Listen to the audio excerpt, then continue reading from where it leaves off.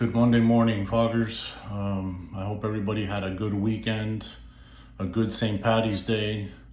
Hopefully, you remember everything.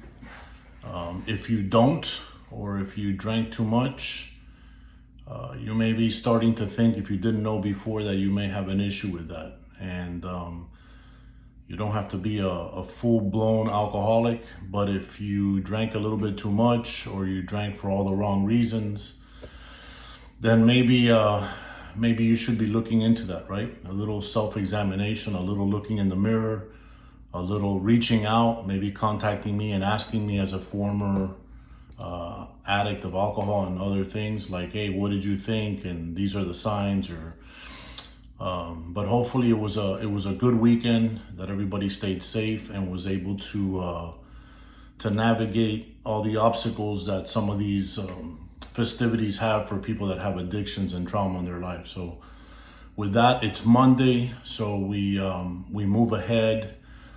Yesterday, talking to the first responder, one of our followers, she's a friend of mine, that had suffered, her family had suffered that double homicide, suicide. I was in contact with her yesterday.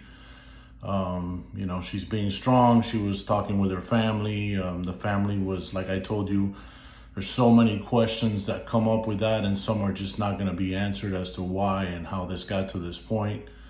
When you look in retrospect, there's always going to be red flags, the use of alcohol and substances, and definitely mental illness, right? So the hardest thing the family was going through, according to her, was the fact that this person took two other innocent lives. And again, just a tragedy, and we'll continue to be here for her. And she was very grateful, which was extremely humbling to me. I heard another advocate that I follow, touching on that sometimes when people, first responders, take their life, or right before they take their life and commit suicide, or they find themselves in a crisis situation, who do they reach out to? And I thought it was really telling that they don't reach out to their family, right? They reach out to their partners and other first responders they work with. And it all goes back to the fact that we understand each other better than anybody else, right? That's why we develop these very intimate relationships at work. And I don't mean intimate in a sexual manner. I mean intimate, like we know everything about each other. And other people would look at that and think that's kind of weird, but we know what we're talking about. We talk, either men and women, we know everything about them. They know everything about us more than other people. And it's just because of that. We understand each other. We kind of think alike for the most part. And so I was just very grateful that she was able to reach out. And in such a moment of crisis, I was really, really humbled by that. But anyway, moving on from that, and like I said, we'll be here for her, and we'll continue to talk to her and just shower her with love and support, and we'll continue to move on from there. But it's Monday, and yesterday I answered a post by Team South Florida, who I've developed a pretty good relationship with, and we're always in communication about a department, I believe it was Nashville Metropolitan, right? Nashville, Tennessee, about lowering standards for female applicants because they want more females in the department, and the comments were going back and forth amongst people about that's horrible and this is that, and my response was basically, we focus too much on male, female, black, white. As applicants and trainees that come onto the department, we don't have a normal job. We've said this before, both physically and mentally, right? So, we focus too much on those things and lowering standards. And I think, listen, the standards are standards, whether you're a male, a female, black or white. And my comments were, you should want to be the best you can be to go into this job, right? And I made a comment that I wouldn't want to walk through a Marine boot camp and then get deployed overseas. I want to be the best that I can be, because unlike other jobs, if you're having a bad day or you're not up to par, you're not going home. And our main factor should always be to go home, right? I don't care, male, female, I don't care who's in the car with me. I want to know in a firefight or in a fight or in a situation that needs critical thinking and quick response, I don't give a shit what you are. You can have lipstick and a skirt. I need you to be there, okay? I need to get home, and I'm going to do everything I can in my power to make sure that you get home, right? And so that was my response. We don't have the normal textbook job. We're not sitting behind a desk, and we're dealing with people that are mentally ill or just flat out evil, that are trying to take your life, trying to escape, and if you're lucky, they're trying to escape and not kill you. But, I thought that was an interesting conversation back and forth, that we focus on things that are not important.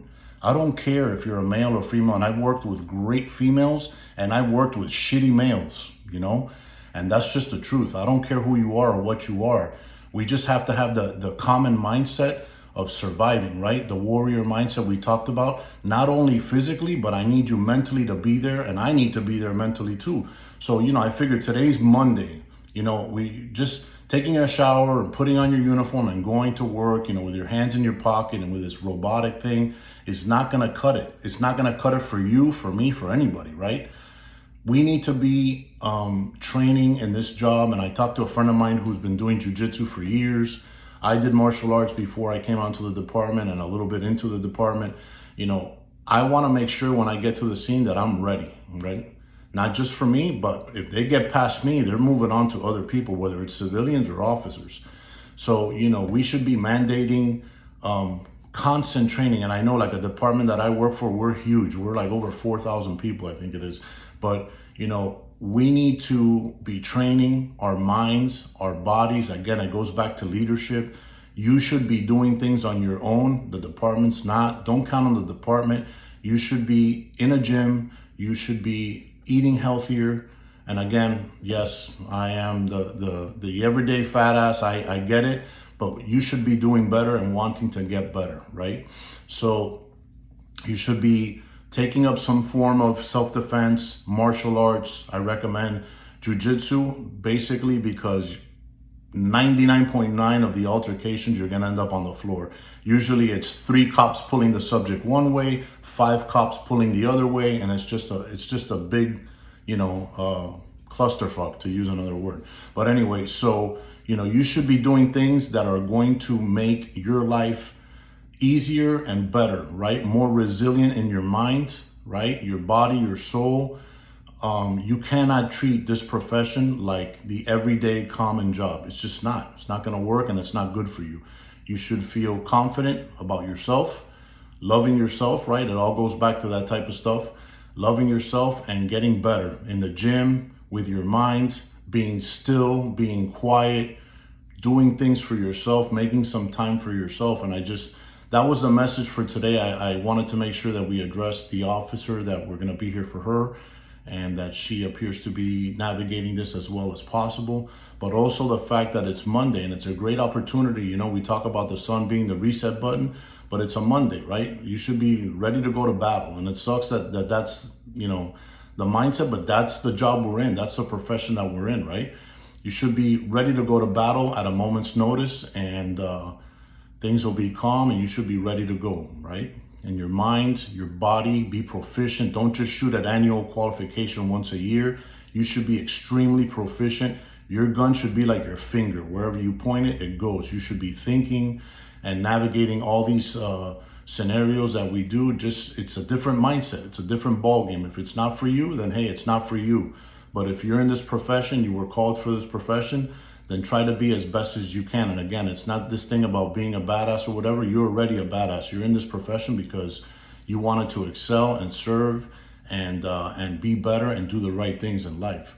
So, just do the things. Don't just be present at work. You need to be active in getting better physically, mentally, right?